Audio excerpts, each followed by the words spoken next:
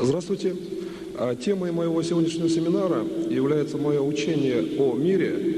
И в связи с этой темой необходимо проводить личное управление, прежде всего, на структуру собственного восстановления.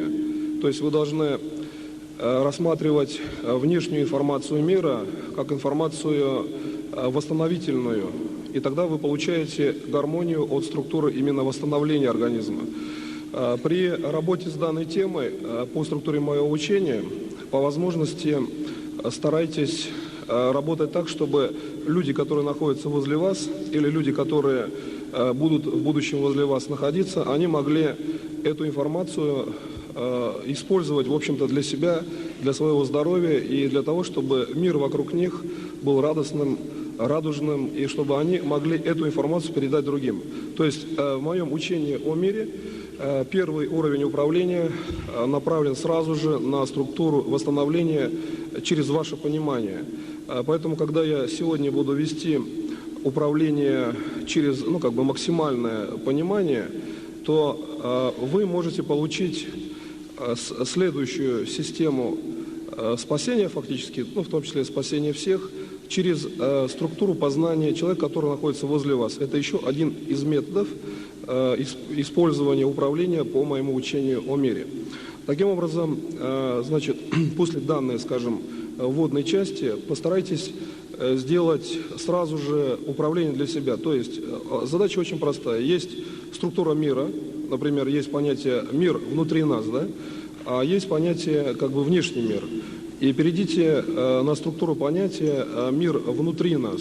Когда вы переходите на эту структуру понятия, мир находится перед вами, и способ познания мира – это, например, любовь, то есть познать мир любовью, мир внешний. И мир внутренний, когда вы начинаете совмещать структуру мира внутри нас и мир внешний, вы видите на пересечении самих себя. То есть сделайте это управление, когда вы лично находитесь на структуре именно мир внешний и мир внутренний. То есть мир – это вы сами. Человек, он есть содержимое мира. Когда вы начинаете, например, рассматривать себя как структуру мира, то вы видите, что все процессы, которые происходят в вас, это есть взаимодействие с внешним миром. И управление, в общем-то, структурами внешнего мира. Таким образом, по данной технологии вы можете вполне уверенно, например, самоизлечиваться, то есть излечиваться с помощью, предложим, другого человека. В общем-то, вы можете, рассматривая какое-то явление мира, получить практически свой собственный путь. То есть что делать дальше, то есть как знать развитие будущего, например, события. И в связи с этими, в общем-то, структурами управления я предлагаю сейчас сразу же сделать, в общем-то, по этой технологии управление, предложим, всеми просьбами, которые изложены, здесь в виде записок. Есть просьбы, которые существуют просто мысленно у людей, то есть есть какие-то будущие задачи. Возьмите просто достаточно знакомое всем понятие «мир внутри нас», при этом рассматривая весь мир именно внутри физического тела вашего.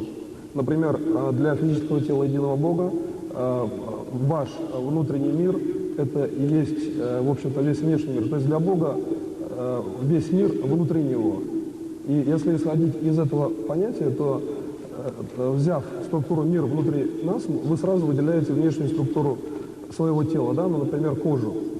Далее, когда вы идете от кожи, например, вперед, вы видите, что внешний мир, он очень управляем. И сделать это движение просто глубоким пониманием смысла этого управления, внутренняя структура, работа ваших органов, внутреннее ваше состояние, душевное состояние или структура духа, и все, что находится возле вас, вы можете принести этому пользу. То есть управляющий смысл заложен, в общем-то, в механизме познания, перехода с светооптики мир внутри нас в структуру внешнего мира. И самый простой оптический прием, чтобы более оптимально сделать это управление, это рассмотреть кусочек собственной кожи. То есть зрительно мы можем рассмотреть, например, собственную, например, кожу и считать, что это есть начало мира человека, то есть человеческого тела, и при этом весь внешний мир, он каким-то образом взаимодействует с этим телом. Но если взять, предположим, самую высокую вершину какой-то, вот, например, мира, и при этом рассматривать внешнюю какую-то среду, предположим, там, Вселенную, галактику, то получается, что внешняя среда, она, в общем-то, взаимодействует с Землей, например, да, на этой вершине. То есть весь внешний мир – это первая точка соприкосновения. Также устроена и логика человека. То есть если мы хотим изменить реальность, там, например, внешнюю, то есть управлять событиями, да, или мы хотим сделать, например, управление из собственной структуры здоровья, то есть мы хотим выздороветь, тогда мы должны обязательно выделить какую-то точку соприкосновения. Пусть вот этот кусочек кожи это и есть точка соприкосновения. Тогда логически мы переходим к тому, что первая мысль человека – это есть точка соприкосновения внутреннего, да, мира, созданного Богом, то есть мир мышления, значит, именно со структурой собственного пути. И для того, чтобы нам правильно, например, ориентироваться, ну, там, в завтрашнем дне или там, в бесконечном будущем, достаточно только лишь сделать таким образом, что ваш собственный мир – это есть пересечение мира Бога, то есть созданного Богом для вас, и вашего собственного мира, который вы выбрали в принципе сами, еще до вашей организации. И когда вы приходите к этому, то, например, в моем учении о Духе, там говорится, что бесконечный Дух, он может формировать именно события локальные, то есть конечные события. Оно не конечное в смысле того, что оно кончается, оно, например, визуализируется, предположим, там стол, вода, там видеокамера, какие-то внешние предметы, это есть ну, какие-то сформированные события. Если мы, например, рассматриваем человека, то мы видим бесконечные события, в общем-то, для Бога в том числе, то есть для единого Бога человек – это бесконечная величина. И когда мы рассматриваем взаимоотношения Бог и человек, то, в принципе, мы приходим к тому, что для Бога существовал только один вариант создания этих взаимоотношений – это бесконечный мир. Получается, мир – это способ взаимодействия Бога и человека, ну, на логической как бы фазе управления. Когда вы хотите перейти к структуре, например, собственного мышления, то вы видите, что ваше мышление – это фактически ваш собственный уровень, ну, в общем-то, управления, да, будущими событиями, но при этом мышление, взаимодействия с внешним миром, дальше достаточно просто, предположим, в светооптике это вычислить.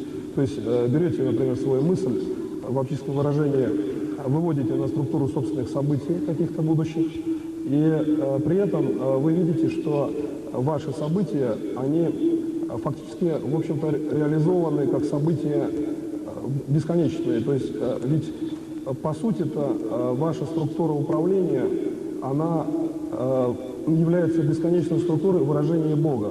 Когда вы, например, хотите сделать управление, в общем-то, бесконечным в начальном действии, то вы фактически должны в первую очередь видеть, а что Бог хотел здесь сделать в мире вообще, вот, не просто конкретно для вас лично, например, а вообще вот в мире, что хотел Бог сделать, чтобы ваша жизнь была, например, прекрасной, и вы могли бы в этом мире, ну, там, например, совершать любые свободные сознательные действия. То есть, казалось бы, да, первый уровень – это Бог хочет сделать для всех, но вы в этой системе делаете выборку собственного поведения.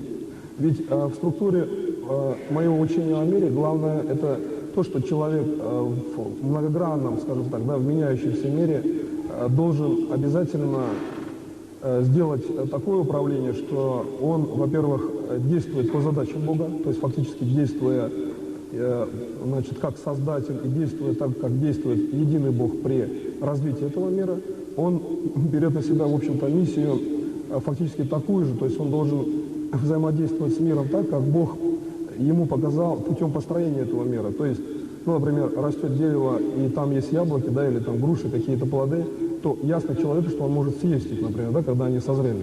То есть понятно, что Бог создал, например, ну, какие-то конкретные системы, что ли, управления. Да. То есть, например, если вы делаете будущую систему управления, то вы получаете свое действие. И когда вы, например, в своем действии получаете весь внешний мир, то вы видите, что мы имеем дело, прежде всего, с системой как бы самоуправления. И вот я сейчас предлагаю, в общем-то, сделать систему самоуправления. То есть, если вы, например, возьмете свои собственные там события, да, и выразите их как внутреннюю структуру вашего, например, организма, то вы увидите, что система самоуправления – это то, что вы можете за счет функции фактически организма получить в виде действия. То есть я сейчас вам предлагаю как бы больше в аспекте целительском сделать управление по структуре самовосстановления организма. Для этого возьмите все свои события, введите во внутреннюю структуру организма, включая события здоровья, и старайтесь концентрировать свое физическое тело таким образом, чтобы все явления мира оказались внутри вашего организма. Начинаете работать, и я буду работать вместе с вами. То есть вы стараетесь делать управление лучше всего быстро, то есть не затягивая как бы управление на уровень того, что какие-то задачи, например, да, могут быть решены в будущем. То есть старайтесь делать управление таким образом, чтобы вы могли получить результат все-таки сразу, по возможности. И я буду управлять вместе с вами. Старайтесь просто больше работать на информации. Я иногда говорю быстро, специально, чтобы объем информации просто был большой. Главное, решайте свои собственные задачи через структуру макроспасения.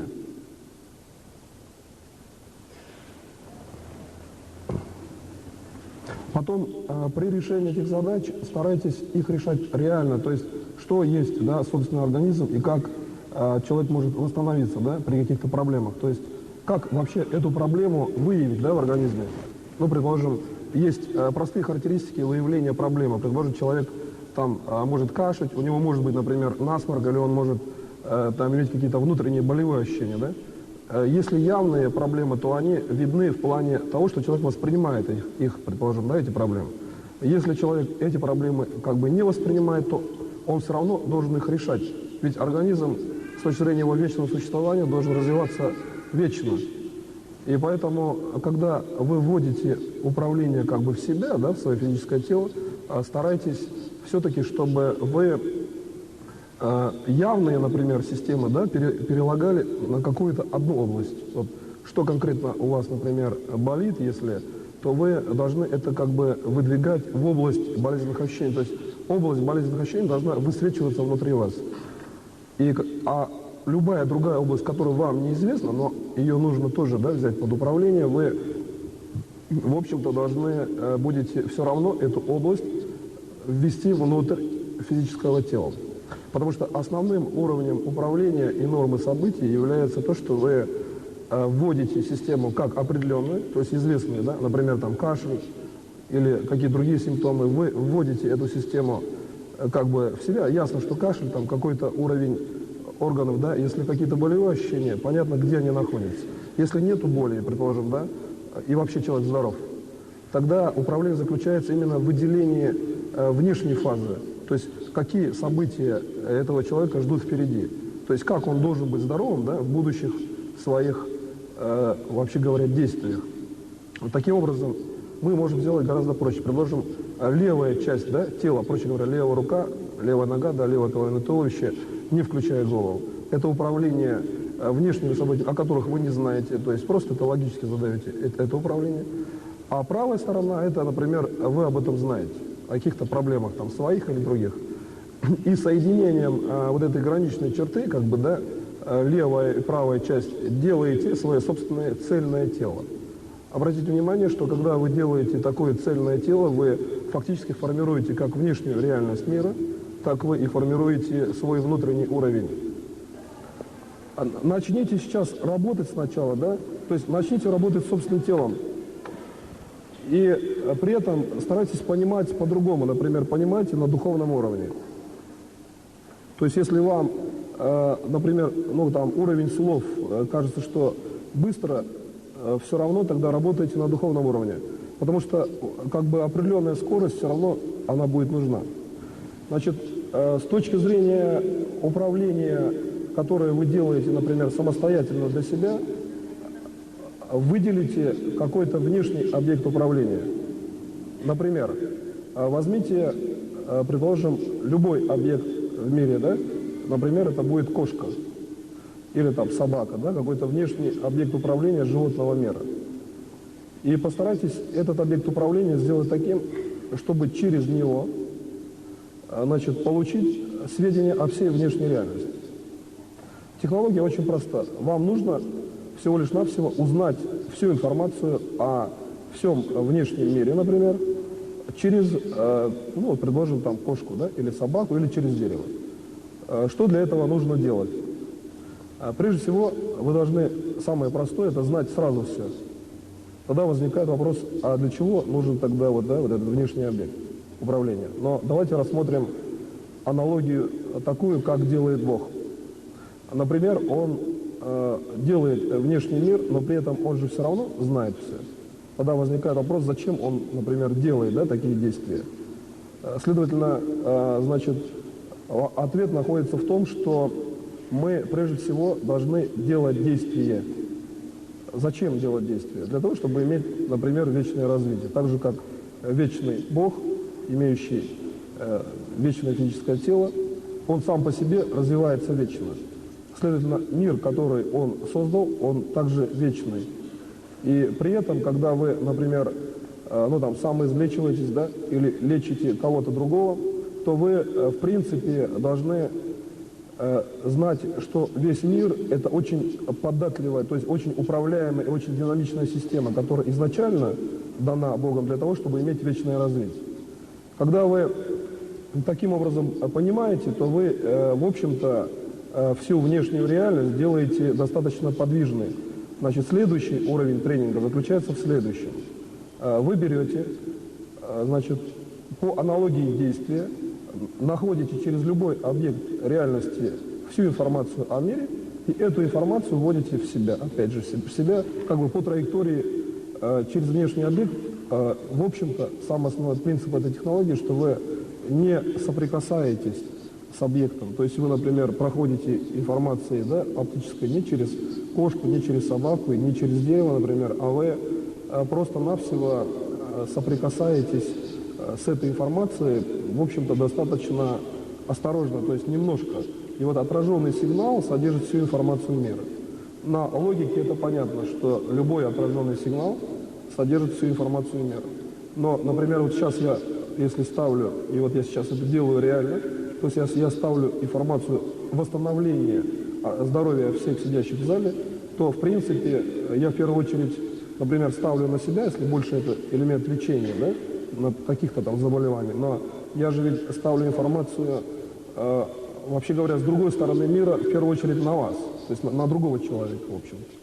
И получается, понятия очередности здесь нет. Человек, который, предположим, ну, кого-то восстанавливает, он вообще-то это делает всегда одновременно для всех.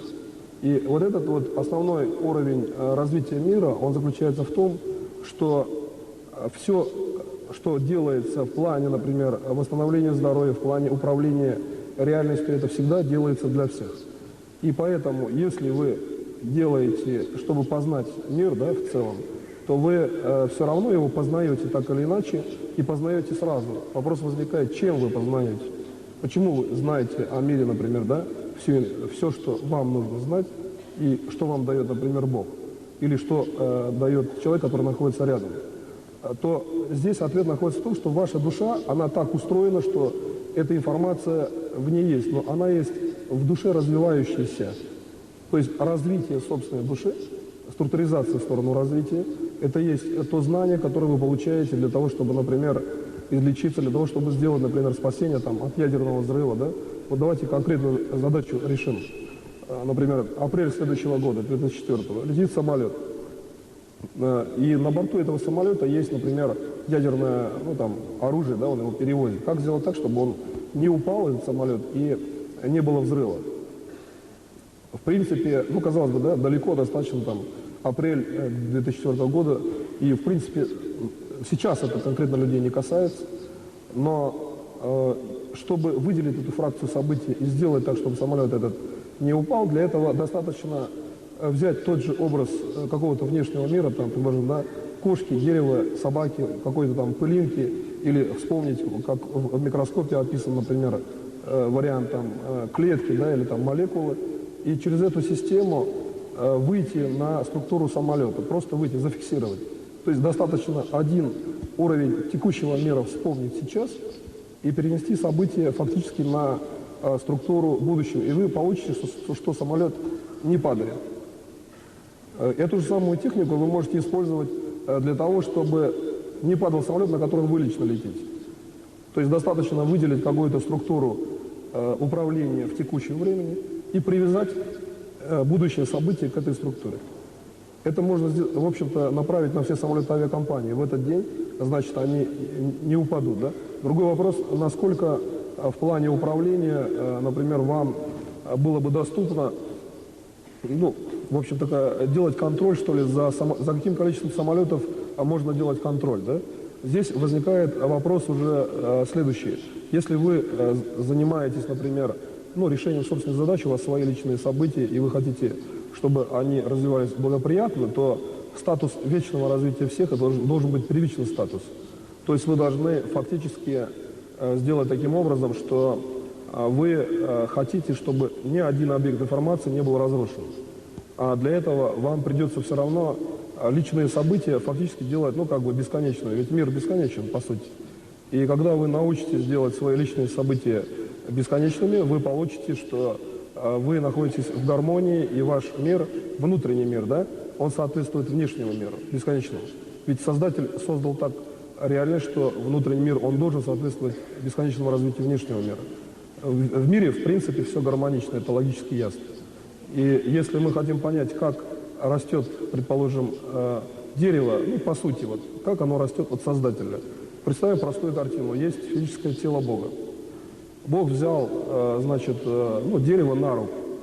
И мы хотим понять, если мы исключаем понятие кислорода, например, почвы и так далее, в этом случае как будет расти дерево? И когда мы ставим вопрос, мы очень просто на него отвечаем тем, что если мы берем другую руку, левую, например, и ставим на эту руку человека, то из сопоставления, что есть человек, а есть дерево, мы понимаем, что дерево, например, растет в отношении человека. Понимание происходит на уровне души.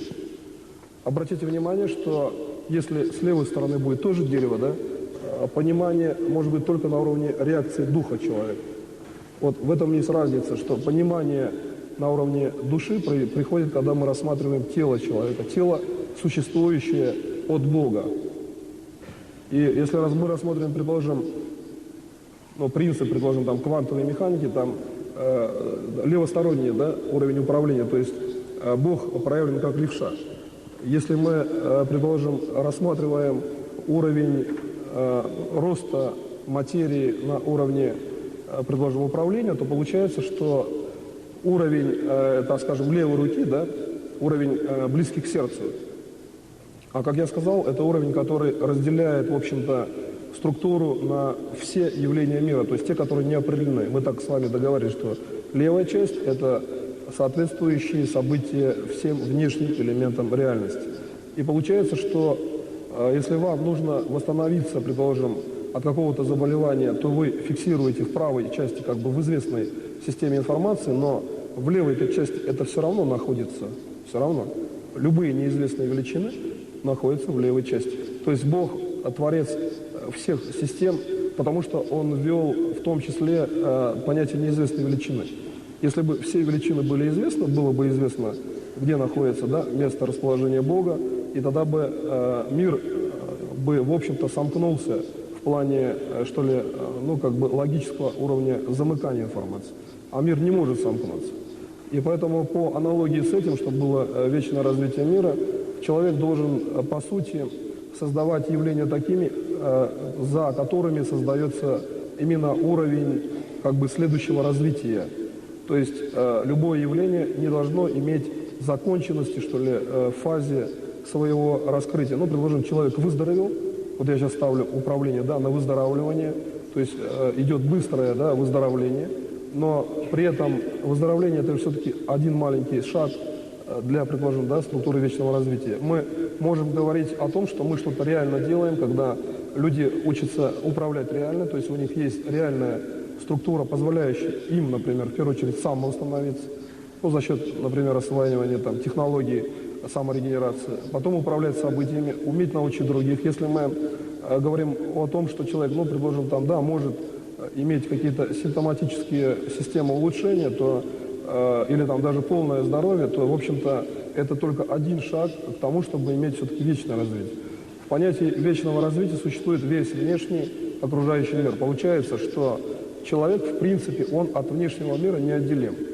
То есть, коли уж он хочет, и вообще такая существует, вот создатель задач, развиваться вечно, то он получается единое целое со всем миром, то есть со всей информацией мира. И он в этом уровне стыкуется с физическим телом единого Бога. Теперь давайте рассмотрим, а где он стыкуется именно с физическим телом единого Бога. Мы рассмотрели вариант, что человек стоит на левой руке, например, да, значит, физического тела единого Бога, и рассмотрели соотношение, например, да, с деревом. Но если мы рассмотрим просто человека, то мы видим, что его именно рост, вот он стоит на левой руке, происходит от соприкосновения ноги человека, пятки человека соприкасаются, например, с ладонью, да, руки Бога. И если мы рассмотрим этот процесс, то, ну, предположим, есть такой обиходный термин, там, душа ушла в пятки, да? Человек чего-то там забоялся. Получается, что сам предмет такой, как страх, это есть элемент, на самом деле, для человека не опасный, когда человек стоит на руке Бога. Потому что Бог самое близкое по отношению к человеку. Это его создатель. И если душа уходит в пятки, то понятно, ведь из ладони же Бога, значит, она проходит в человека. Ну, например, через пятки, да? И получается, что понятие страха, в принципе, в мире не существует, когда Бог стыкуется, то есть единен с человеком в какой-то хотя бы одной точке, хотя бы пятками. И если мы находим, например, структуру собственного развития в том, что мы где-то соприкасаемся с Богом хотя бы локтем, да, один раз, то дальше ясно, что человек уже не разрушим, то есть у него, в принципе, нет проблем, ему нечего бояться. Но Бог же создал человека так, что, например, появился первый человек, да? Дальше люди рождаются, Бог при этом всегда есть, участвует во всех процессах. И непрерывный уровень передачи – это клеточный уровень. То есть в клетке, получается, контакт всегда существует. И любой человек, который только зачался, там, далее родился, он уже имел контакт с Богом от первичного уровня организации человека. Следовательно, если мы логикой начинаем искать этот уровень, мы начинаем мыслить правильно. Вот обратите внимание, что правильная мысль – это уровень, фактически тот, о котором я сказал, уровень организации человека от его начального уровня создания Богом. И вы это чувствуете, ну, как бы всем телом, да, тело внутри как бы вытягивается в сторону Бога именно. И когда вы видите вот эти вот конструкции связи, вы получаете правильное мышление. То есть в мире достаточно важно иметь правильное мышление, чтобы правильно ориентироваться в мире. Это одна из технологий правильного мышления. Но ведь правильное мышление – это, вообще говоря, нормальное здоровье. Если вы заняты, и у вас, например, нет времени уделить какое-то действие собственному здоровью, ну, как бы непрерывное, да, то вы перейдите хотя бы на структуру правильного тогда мышления, правильного с точки зрения взаимодействия с миром в структуре вечного развития. Как только вы, например, от величины вечного развития каким-то образом, предложим, отвлекаетесь, вы начинаете сразу переходить на периферические, как бы, следственные системы управления, и мышление не становится концентрированным. То есть одна из характеристик правильного мышления – это концентрированное мышление. При этом я сейчас говорю просто о мышлении как таковом, то есть я не говорю о том, что человек делает правильно, или он по форме мыслит, или по целям правильно, или неправильно. Я говорю, в принципе, правильное мышление с точки зрения технологии контакта с Создателем, то есть именно с единым Богом. Именно с тем, кто изначально создал конкретно человека. Если мы рассмотрим, предположим, взаимодействие, например, ну, растения, да, и Бога, то там получится, что структура, ну, соотносимая с понятием правильное или точное мышление для человека, для растения это будет фактически развитие тела человека, то есть его нормальная жизнь. Обратите внимание, что все растения находящиеся, предположим, в культивированной зоне, да, возле человека, они растут, в общем-то, по законам, которым, значит, по которым человек позволяет там собирать, значит, другим людям урожай или там сам собирает. То есть культивированные растения направлены на человека, или любые другие там создают кислород в основном и так далее. То есть если мы хотим посмотреть, каким образом идет управление, например, от человека к растению, да, то мы видим, что от растения к человеку, прежде всего видим, идет уровень помощи в развитии человека. И таким образом наша собственная, например, позиция, то есть когда мы рассматриваем явление мира с точки зрения его бесконечного развития, мы должны понимать, что это явление нуждается, во-первых, в нашей помощи, то есть мы должны оберегать, да, экологию, то есть создавать развитие растительного мира, и в том числе эти системы должны нам помогать. То есть самый простой элемент лечения. Вы рассматриваете структуру развития человека и Бога одновременно по отношению к растению. То есть, например, человек и Бог решают какую-то общую задачу, например, экологическая безопасность местности, там не только растения. И при этом, при всем, вы рассматриваете следующий уровень, что растение имеет структуру такую же бесконечного развития, как, например, и физическое тело единого Бога. Тогда вы видите, что человек, он находится уже в норме только потому, что растение тоже направлено на вечное развитие. Следовательно, вывод логически очень простой. Как только мы любой объект информации, прежде всего, тот объект, который считается живым, да, с точки зрения логики человека, направляем на развитие в бесконечное русло, то сам человек уже оказывается в уровне бесконечного развития. Следовательно, в мире, один из фундаментальных законов мира, все устроено так, что чем больше элементов, имеющих вечное развитие, тем в более вечной, что ли, среде находится сам человек. И получается, что если вы все элементы мира создали вечными, то человек, естественно, вечен. То есть отличие в этом случае Бога и человека в том, что Бог, он изначально вечен всегда, а человек вечен, когда вся структура вечна. Таким образом, сделайте следующее управление. Возьмите все явления мира, которые, например, существуют, да, в вашем восприятии или вообще все внешние явления, и постарайтесь сделать так, чтобы все явления мира фактически были направлены на решение ваших задач. Старайтесь работать таким образом, чтобы явления мира были вам понятны внешние. Каким образом внешние явления мира реагируют с вами. Старайтесь понимать процесс. Любой процесс должен быть понимаем. Вообще в моем учении о мире там есть такой принцип, что любая внешняя информация должна быть объявлена. То есть не может быть, например, информации как бы ниоткуда. Когда вы занимаетесь всем миром, то вы же контролируете всю информацию мира.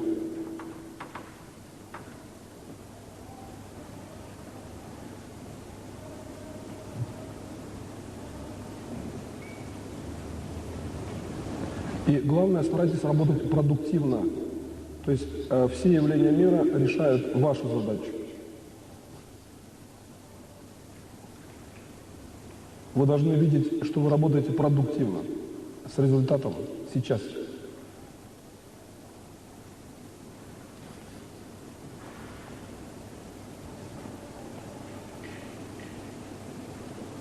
Если в управлении по явлениям мира мы, например, не фиксируем точный результат, то управление становится неустойчивым.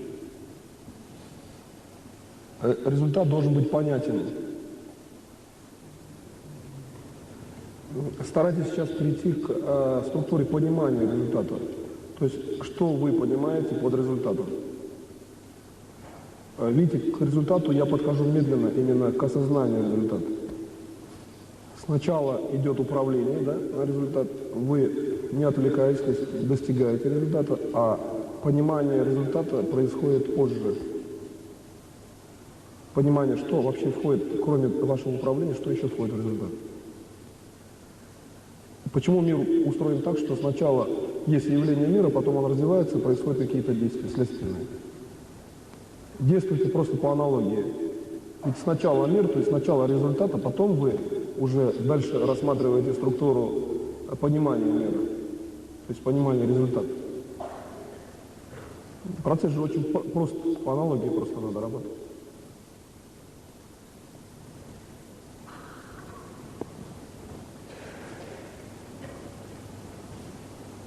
Теперь, когда вы уже идете по таким уровням, как, например, уровень понимания результата, получается, что вы в системе понимания выделяете контактный уровень, который вам дал изначально сам Бог, по взаимодействию с миром, по ему, в общем-то, по структуре именно истинного понимания мира. Что есть мир с точки зрения Бога?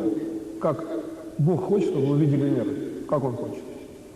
Вот это и есть тот уровень. Сейчас я показал именно этот уровень. Вы, как только смотрите на этот уровень, сразу становится понятным, почему, например, то или иное действие, да, например, некое, ну, там, например, нездоровое состояние организма в чем-то, почему какие-то действия искажены.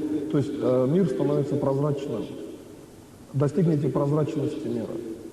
Как только вы достигаете прозрачности мира, вы начинаете видеть следствие и причину. То есть вы начинаете видеть, что в принципе, ну, например, один из постулатов, нет следствия и причины, есть только Бог, действующий в этом времени и в этом месте. И ваша задача содействовать, то есть соучаствовать путем поиска, фактически нахождения полной свободы собственной личности.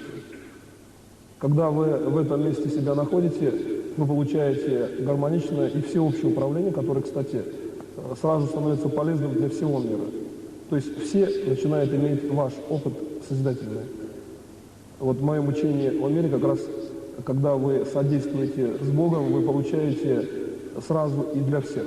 И при этом, например, ну, любые там какие-то жесткие ситуации, которые происходят в мире, да, какие-то конфронтации, предложим там вариант чеченской проблемы, вариант там Афганистана и так далее, или Ирака, на самом-то деле ведь все люди должны жить. Там неважно, да, от их территориального места расположения или же, предположим, политической структуры организации. Не они же, в общем-то, ну, по логике-то как бы виноваты в том, что они оказались в этом месте, и почему по отношению к ним должна использоваться какая-то репрессивная система. То есть как сделать так, чтобы люди жили, да, независимо от политических, социальных, религиозных и других обстоятельств. Когда вы начинаете ставить вопрос таким образом, то получается, что Создатель, Бог единый, создавший, например, да, мир для развития человека, он прежде всего подразумевал, что вы должны иметь, в общем-то, право свободного решения, то есть вы свободно должны выбрать, что нет войн, то есть вы свободно должны выбрать, что нет системы уничтожения. Когда вы это выбираете свободно, то ясно, что вы это выбираете свободно. Любой человек это, да, в душе выбирает свободу. Имеется в виду понятие выбора в действии. И когда вы выбираете это действием, то все становится нормальным. Но при разной политической системе, при разной социально-экономической, например, системе управления, как выразить свободу действий человека? Получается единственным способом – умение влиять на события, например, напрямую от себя, находясь, предположим, дома, да? И когда вы приходите к тому, что одна из форм управления – это есть влияние, например, личное, ну, после, конечно, желательно того, как вы определились с целью влияния и сделали управление, вы выразили свободное действие, так как это делает, например, да, единый Бог, но при этом вы должны, я считаю, обязательно убедиться в том, что вы делаете управление правильным с точки зрения, например, того, что вы в каких-то, ну, в общем-то, может быть, небольших совершенно вещах убеждались, что управление действительно правильное. То есть, например, достижение какой-то маленькой личной цели. Если речь идет, например, о здоровье, значит, это восстановление здоровья. Если вы считаете, что здоровье надо подправить, значит, вы должны его подправить. Да? Если вы считаете, что Например, ваше здоровье не обязательно в данный момент восстанавливать, но это ваша воля. Но в будущем все-таки, когда человек осваивает технологии, он, я считаю, должен все-таки стараться по возможности тратить время, в том числе на себя, кроме того, что он там, да, спасает и помогает другим, по возможности обязательно обращать внимание на себя.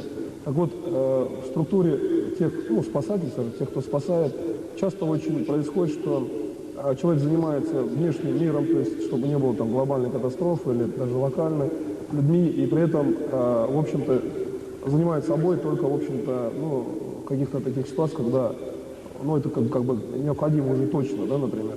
Так вот, структура мира, по сути, она так и устроена, физический уровень Бога, то есть физическое тело единого Бога, устроено на уровне реагентности только в том случае, если Бог попадает в неравновесную, что ли, систему управления. Как таковое, в общем-то, в абсолютно неравновесной системе, или даже в относительной, он находиться не может Бог. Он может находиться в неравновесной системе только в системе, когда он ставит эту неравновесную систему как систему управления, то есть он ее создает сознательно. И обратите внимание, что многие болезни человека, они от того, что человек сам форсирует, видит, что он может, в общем-то, например, заболеть или попасть в какую-то ситуацию, но он на это идет. То есть он это понимает, он это знает, но считает, что какие-то проблемы, которые будут возникать, они несерьезные. Но если задуматься над тем, что, предположим, если например, задуматься над природой происхождения, предположим, войны, да, то часто какое-то недооцененное действие могло приводить, предположим, к военным действиям. Но здесь речь идет о личности как таковой. Для личности важно выделить структуру, когда действие, которое, например, человек делает для себя, это действие нужно в первую очередь ему. Например, если действие это ему не нужно, он должен от этого действия отказаться, да, по свободе выбора. И когда вы находитесь между выбором, решение, можно выбрать здесь, можно не выбрать, тогда возникает вопрос, а где присутствие Бога, единого Бога, например, в вашем выборе? То есть, где Бог именно указывает, а где, например, он, например, не указывает, да? Ведь по логике Бог есть и там, и здесь. Он создал всю внешнюю реальность, внутреннюю. Получается, что выбор – это есть движение, это есть именно структура, неустойчивости, да? Структура, требующая следующего развития, и при этом по аналогии с тем, как делает именно единый Бог. И постарайтесь сейчас в технологии выбора решить задачи, прежде всего, по своему здоровью, то есть путем просто выбора решения, а затем внешнее управление. Я поработаю вместе с вами.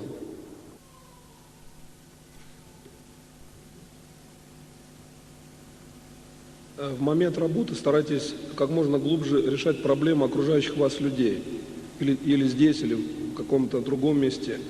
Глубже их рассматривать и их решайте. Именно решайте.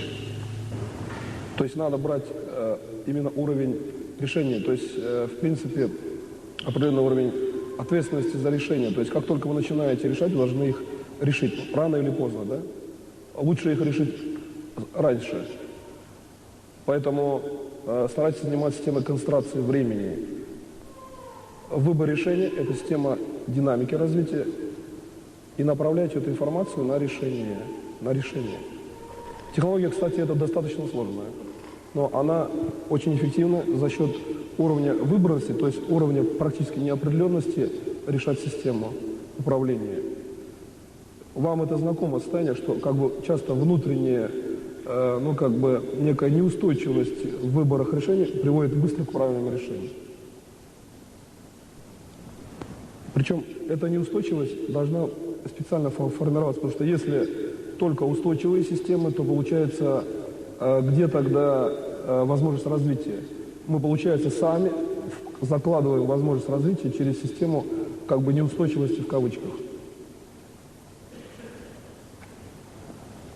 При этом есть реальный уровень души, который абсолютно устойчиво, но участвует в этом процессе. А есть логическая фаза формирования неустойчивости. И неустойчивость – это, в общем-то, система объективизации решения. То есть, например, если вы имеете несколько вариантов решения, то объективно сохраняется более долгоустойчивая фаза, наиболее объективная, наиболее как бы точная. При этом вы все время, я говорил, вы все время работаете над... Сейчас идет именно управление по решению вашей задачи. Путем придания просто динамики. То есть ваша душа фактически выходит на уровень логического мышления. Обратите внимание, это очень специальное действие, когда душа выходит на уровень логического мышления. Это, кстати, я впервые эту технологию показывал. Именно как фундаментальную технологию. И сейчас постарайтесь, чтобы ваша душа мыслила так же, как вы ставите логическую фазу управления. То есть мыслить душой так же, чтобы она, имеющая контакт со всем внешним, да, и внутренним миром, решала ваши задачи, которые вы имеете как текущие задачи. Потому что душа часто решает задачи более ранние.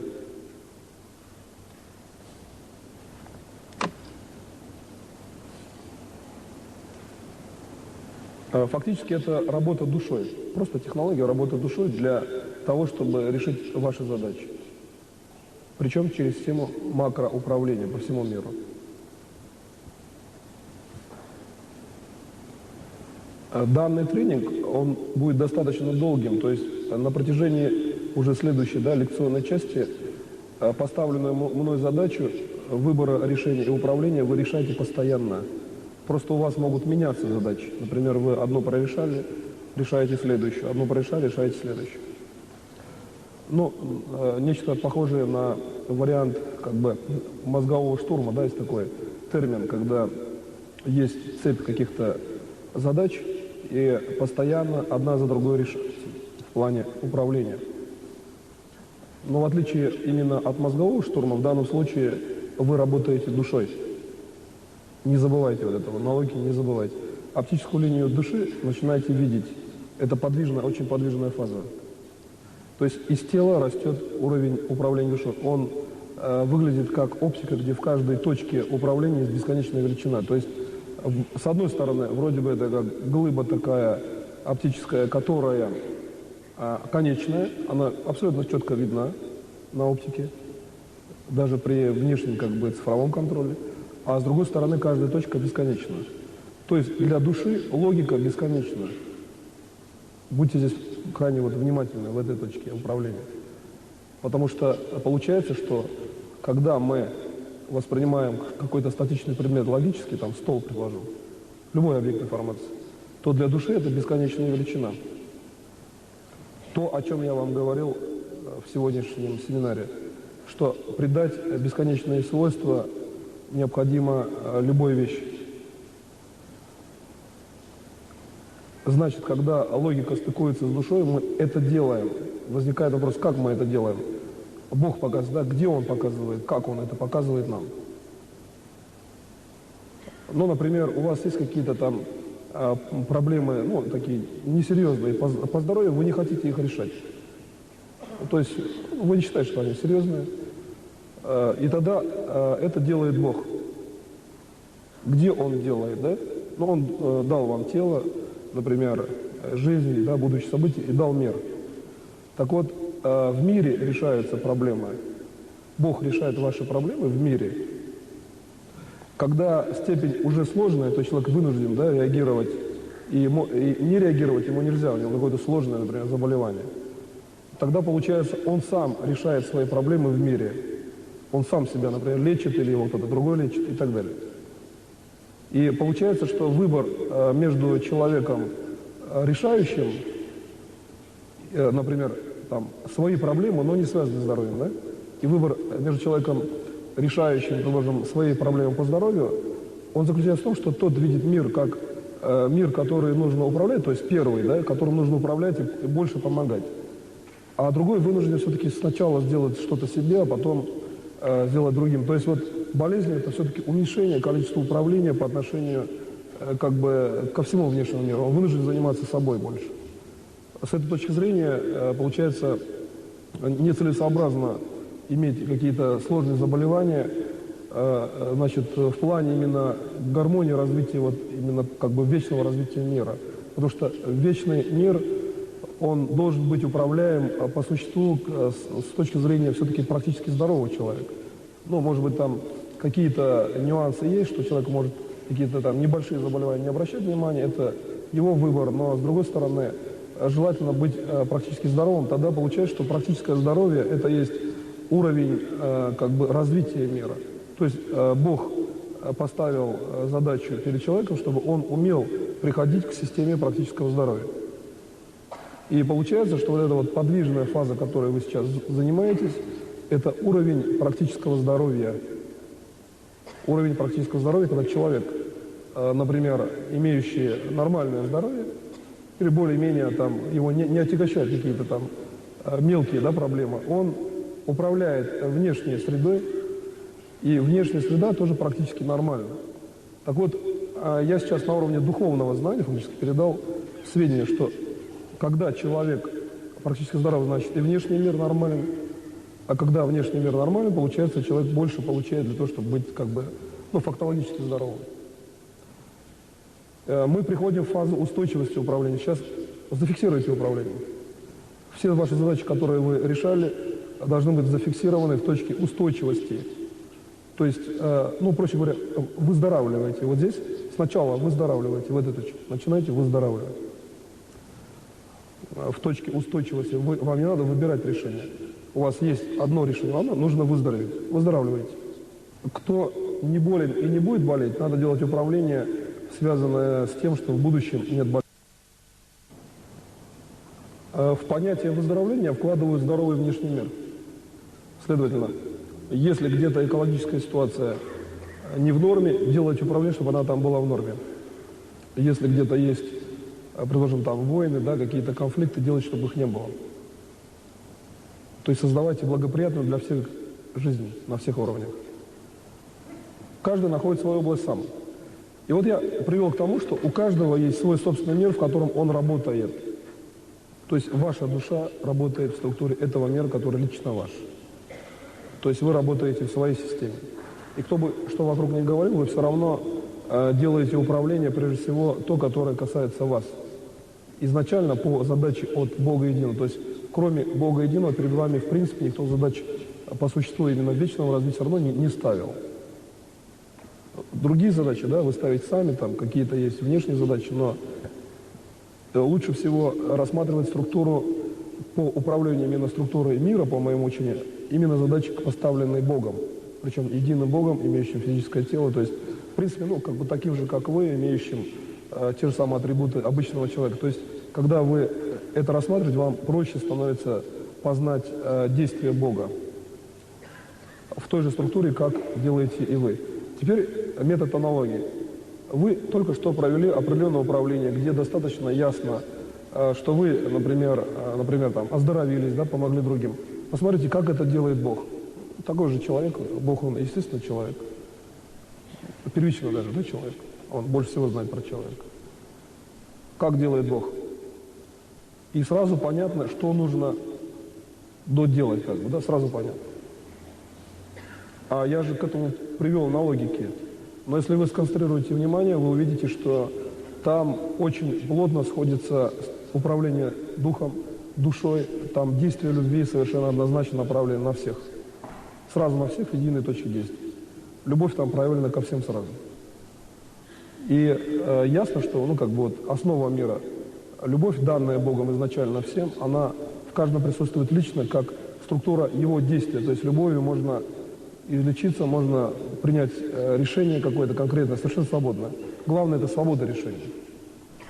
И здесь получается, что человек, имеющий свободу именно решения, он начинает творчески мыслить, он начинает уже без какого-то там варианта там, эвристического или там, анализа или мозгового штурма, так называемого, уже гармонично жить в естественной системе и правильно видеть и правильно развиваться. То есть он становится таким, как, ну, при рождении, да, Бог дал ребенку жизнь, но ребенок же изначально все равно развивается правильно. Сказать, что ребенок развивается неправильно, вот, который, например, не может там, ну, как бы, сделать какие-то личные действия, как взрослый человек, в принципе нельзя. Потому что я исключаю, конечно, систему там каких-то патологий, а просто вот ребенок, который вот еще в пеленках, он же не может развиваться сам по себе неправильно, да, логически. Он всегда развивается правильно. Но при этом же он не участвует в коллективных обсуждениях там какого-то процесса и так далее. Следовательно, у человека есть промежуток жизни, когда он все делает правильно, в общем-то. Возникает вопрос, как он это делает?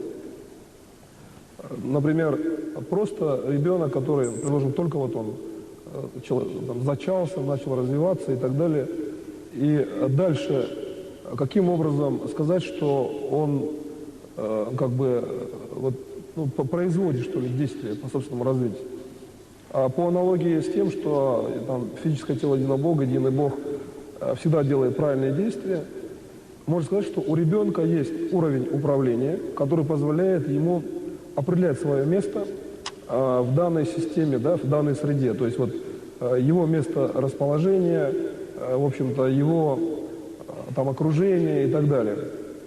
И когда вы рассматриваете этот процесс, то вы видите, что управление, идущее от ребенка, который, казалось бы, да, он завернут в пеленки там, и вроде бы ничего делать особого не может, кроме того, что как питаться, там, спать, например, то его управление – это то, что происходит вокруг него. То есть, ну, например, действия правильные родителей или там какие-то, может быть, те, которые еще требуют того, что родители должны доучиться, да, чему-то. Или же там какая-то обстановка и так далее. Так вот, получается, что ребенок управляет уже тем, что он находится в определенных условиях. И человек также управляет тем, что он находится в условиях, созданных Богом изначально. Ведь все внешнее создано тоже Богом. Получается, у Бога, который вот создавал структуру, естественно, была технология создания как бы правильных форм, правильных реакций. И здесь получается, что мы, в общем-то, приходим к тому, что Бог создал мир так, что человек может правильно в нем находиться, то есть правильно управлять фактически. То есть он может, например, выйти на ту структуру, что, например, нет войн, да, нет уничтожения. Он должен просто в этот момент себя осознать как бы так правильно, что он внутренне этот мир на этот уровень выводит. То есть он выводит вроде бы свой мир, да, внутренний, но получается, что преобразовывается внешний мир. Ведь, ну, в моей даже, например, практике и в практике моих учеников я знаю, что решение задачи часто заключается в том, что человек должен просто найти как внутренний фундаментальный смысл или как бы проникнуться именно, ну, как вот при разрешении сложной задачи, тяжелой, ну, даже, может быть, не тяжелой, а именно при разрешении задачи. Вот структура точного решения – это есть развивающаяся душа. Это очень важное понятие, такое как развивающаяся душа, потому что Бог изначально создал душу, имеющую все знания, по сути. И когда есть понятие развивающая душа, это уже, в принципе, работа Бога, в общем-то. Но работа Бога, которая фиксируется, то есть воспринимается сознанием, логическим уровнем сознания. А это колоссально важно. Это значит, вы делаете работу, которая неразрушима. И при этом, при всем, вы можете, естественно, тогда, там, например, восстановиться, да, просто количество времени. Там, простое какое-то там, предложим, заболевание или даже небольшие какие-то неприятности, меньшее время. Сложное, просто большее время. И все. Но не более того. Следовательно, можно восстановить любую структуру, предложим, да, сделать воскрешение, восстановить какую-то разрушенную структуру, решить региональный конфликт, там, сделать так, чтобы, в принципе, не было, предложено, войн, но для этого нужно коллективное участие. То есть нужно не просто осознание одного человека, ведь Бог дал свободу всем, а все должны к этому стремиться. А вот чтобы они к этому стремились, они должны иметь технологии, люди. Потому что если не иметь технологии, тогда что они могут, в принципе, сделать? Да? Не имея технологии, человек, в принципе, он, в общем-то, ну, во-первых, он не знает, что делать, и, в общем-то, с него нельзя и спросить. То есть Бог дал ему изначально знание, которое есть в душе, но чтобы он это реализовал, он должен на логике это понять, услышать и принять. То есть понять, что это так и есть. Он должен убедиться, что управление это работает, например, да, там, на любом расстоянии. Если он себе вылечил одну клетку на палец, он может логически догадаться, что значит, естественно, это действует на любом расстоянии. Какая разница, да? Но чтобы логически убедиться, он должен сделать 2-3 действия дистанционных. Предположим, даже я, когда делал там диагностику авиационных самолетов, было много протоколов. Диагностика, например, на поле, диагностика по номеру самолета, диагностика летящего самолета. То есть, тем не менее, все совершенно одинаковые были правильные результаты диагностики, но чтобы убедиться в том, что разные системы, я все равно же эту работу сделал.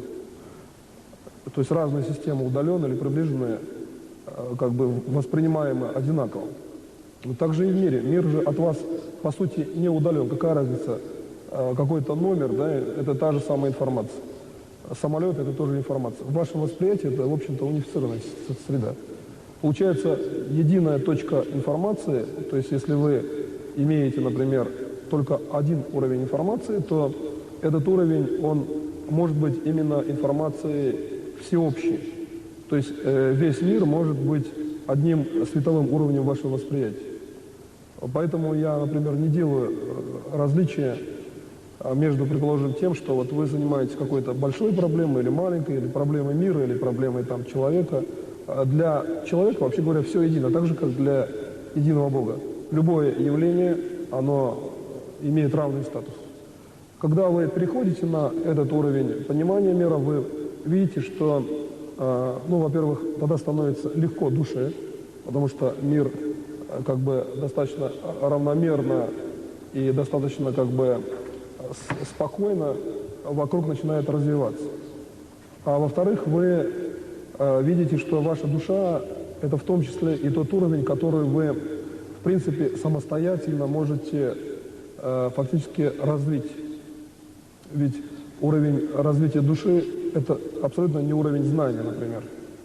Знание, в принципе, это, вообще говоря, другое совсем. Знания можно накапливать, там, книги там, и так далее. А душа, которая изначально имеет все знания от Бога, ее развитие – это структура, фактически действия Бога. Развить душу можно, если Бог того хочет, и Он, например, дает это развитие. А чтобы оно было непрерывным и свободным, то получается, что уровень, ну, фактически, как бы саморазвития, да, уровень, в общем-то, как бы вот развитие души в сторону действия, это уровень достаточно серьезный, прежде всего, для личности. Потому что если человек научился развивать собственную душу, значит, он находится в единении именно с Богом, с физическим телом единого Бога, а следовательно, он здоров, да? Самый простой способ, если он, значит, идет здесь правильно, то, естественно, у Бога-то физическое тело, оно, по сути-то, всегда здорово.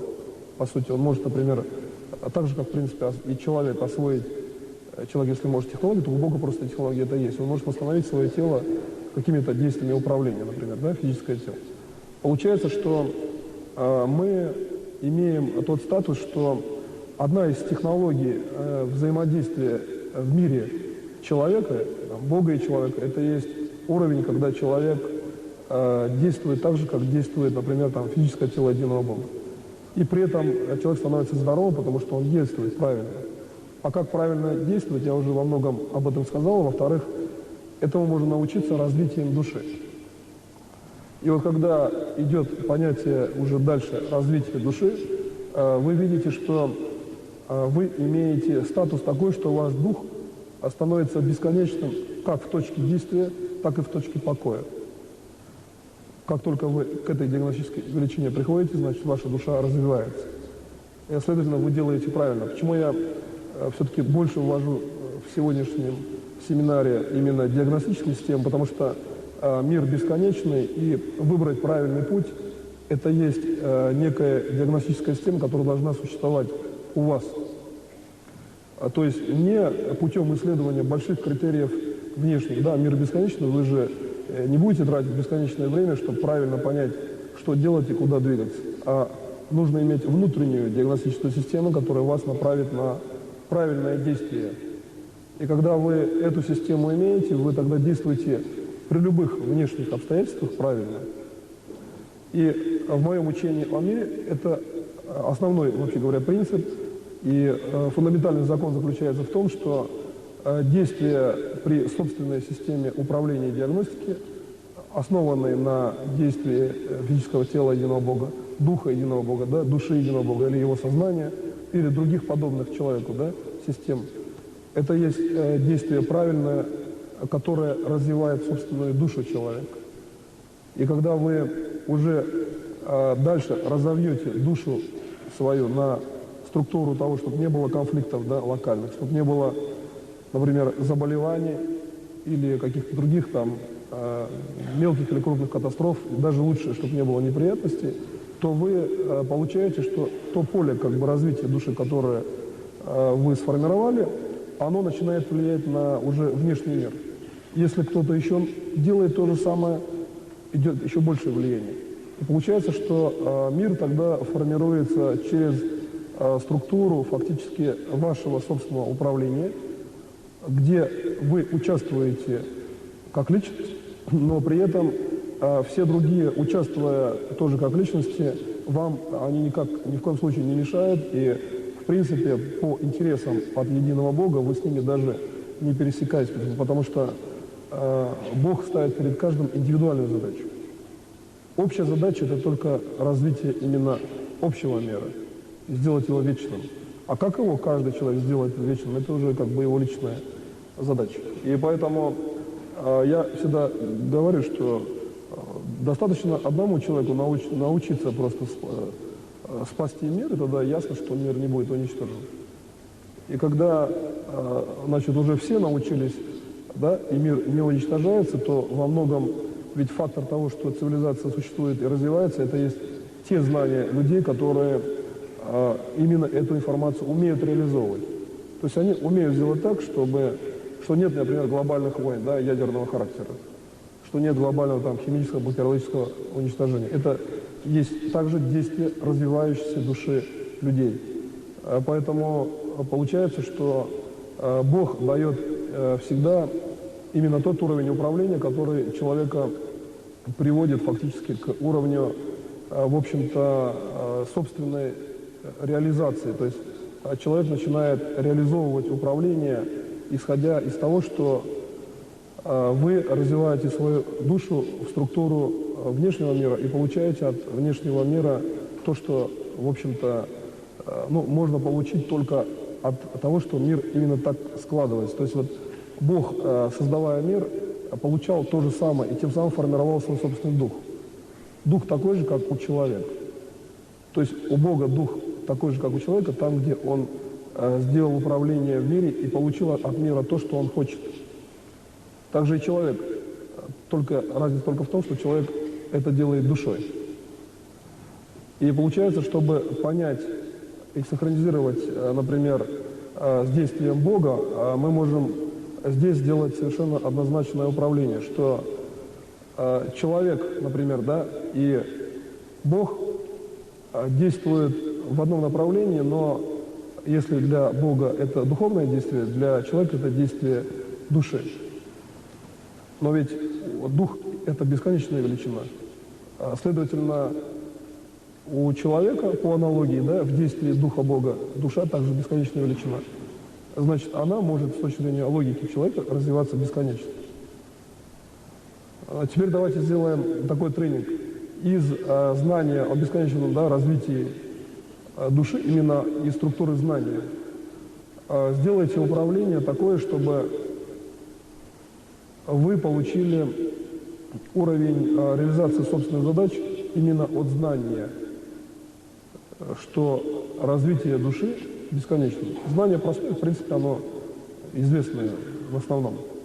Но я его показал технологически, то есть старайтесь технологию вспомнить, там коротко вспомнить или хотя бы как бы быстро ее осмыслить и постараться сделать так, чтобы действие души пришло к тому, что вы получили управление собственными задачами, то есть их положительное решение.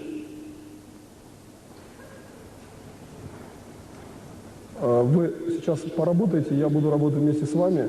При этом обратите внимание, что я работаю как индивидуально, да, с задачей каждого, так и с задачей, например, тех, кто в зале, тех, кто будет эти материалы в будущем изучать. То есть есть неразрывность действия по отношению к каждому и по отношению ко всему миру. Постарайтесь это уловить и сделать самостоятельно. Для всех, для себя и для всего мира сразу. Одним импульсом. Найдите эту точку в своем сознании, в своей душе, найдите эту точку в действии Бога. Посмотрите, как работает Бог в этом случае. Когда вы работаете, старайтесь работать самостоятельно. То есть, хотя мы работаем вместе, но каждый работает индивидуально. То есть самостоятельность – это есть также аналогия по работе с физическим телом единого Бога. С единым Богом, ну, как таковым во всех, да, его проявлениях. Ведь единый Бог-то он работает один, да, в том числе один. Поэтому, работая в коллективе, все время контролируете собственную структуру управления. Дело в том, что ресурс одного даже человека по возможности, например, спасти мир, управление миром, он должен быть настолько большим, что, в принципе, в общем-то, и один человек должен справиться с задачей спасения мира. Поэтому вот я как раз больше индивидуализирую. При этом, конечно, можно работать и в коллективе, но свое управление желательно запоминать. Работа в коллективе, надо смотреть, что делает тогда коллектив. Потому что основным признаком точности и правильности действия – это независимость человека. Человек должен быть свободен и независим.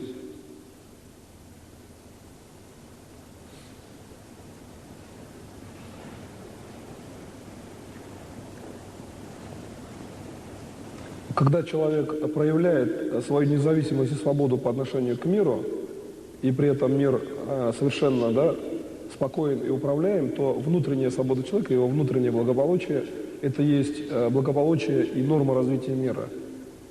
Все очень просто. Здесь понятия достаточно все простые. Не надо усложнять. Вот есть вещи в мире, которые совершенно простые.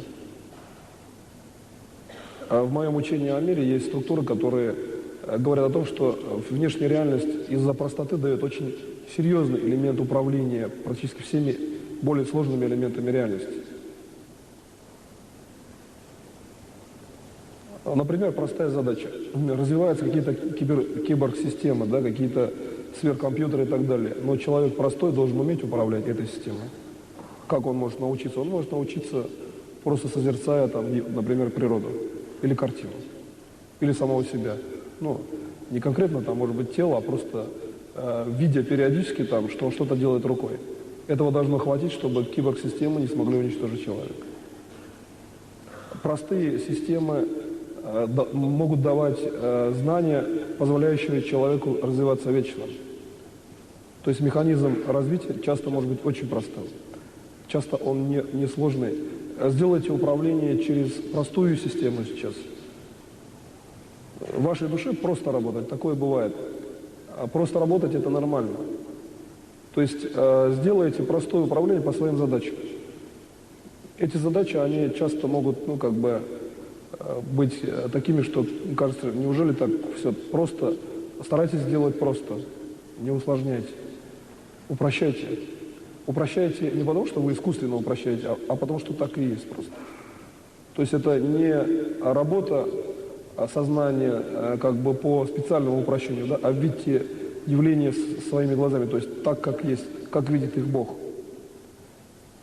Бог, создавший, например, многие явления реальности, естественно, многие вещи видит как простые. Посмотрите, какие вещи он видит простыми. И почему они для него простые. И по аналогии с этим постарайтесь просто выбрать управление таким образом, что вы наиболее, например, простые вещи берете как бы в арсенал управления через них. Проще всего для Бога это создать все сразу, да, и все. Самое простое действие не надо анализировать. Поэтому как бы структура мгновенного, да, глобального управления, такое, казалось бы, простое действие затрагивает интересы всей системы мира. Следовательно, простое действие – это не обязательно действие элементарное. Для души, как для равнозначной системы, да, управления по отношению к внешним объектам, так, по аналогии, например, с телом человека, с физическим телом единого Бога, любой внешний объект информации является однотипным. Например, что спасти мир, что там излечить от какой-то там даже маленькой болезни, что сделать управление по личной задаче, это в принципе действие одного порядка для души. Поэтому старайтесь работать с точки зрения того, что ваша душа, она может справиться, например, с задачей спасения мира, вы же можете справляться с другими задачами, а разницы же здесь нет. И старайтесь по возможности как можно более интенсивно в момент работы постоянно оздоравливаться.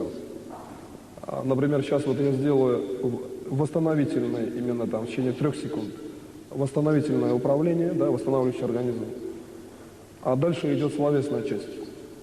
Соедините то, что я сделал путем управления, да, без слов, соедините со словесной частью. Она означает, что восстановление, ну, как аксиоматический признак, это есть действие и внешнее, да, и внутреннее.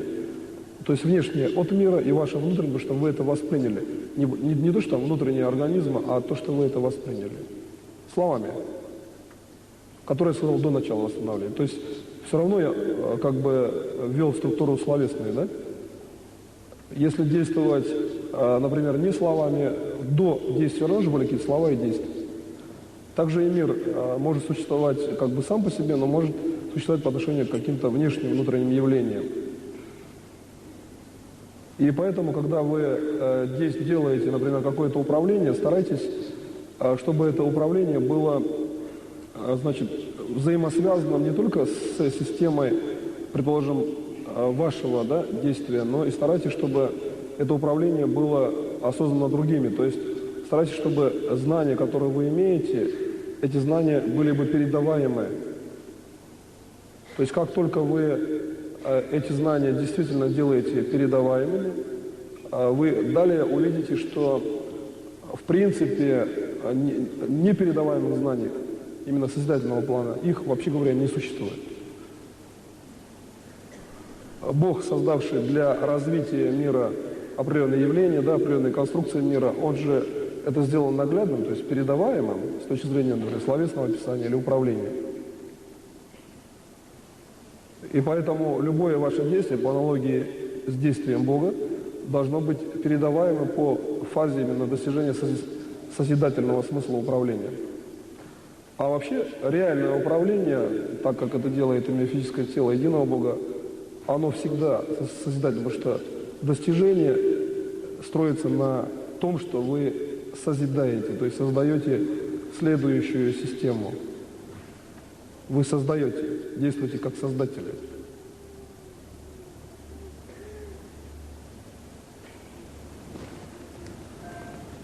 Сейчас управление будет следующее. Есть как бы внешняя информация, да, по отношению к вам. Начинайте эту внешнюю, пусть она будет в виде вертикального уровня управления, начинайте эту внешнюю информацию просто воспринимать как систему самовосстановления через уровень, что вы находитесь в той точке мира, что вы управляете всем уровнем этой информации, информация мира. Вся внешняя информация пусть вас восстанавливает. То есть больше такой как бы целительский уровень, наклон управления. Сделали восстановление, перешли на уровень управления другой системой, то есть внешним миром, другие системы управления. Делайте быстро. Перешли на систему задач других людей, потом своих. Как правило, в мышлении человека часто вызревают задачи, потому что они касаются других людей. Бог создал мир так, что прежде всего его касается задачи мира. Ибо Бог, Он и есть в том числе сам мир. И когда вы начинаете, например, видеть эти задачи и решать, вы понимаете, что от решения задач других вы себе получаете гораздо больше. Например, многие могут вспомнить, что там, даря кому-то подарок, человек себе получает больше, да, удовольствия. Здесь управление внешним миром – это есть ваша личность, которая раскрывается и развивается в сторону следующих знаний, в сторону того, что вы, даря эти знания, имеете прежде всего себе, но для Бога.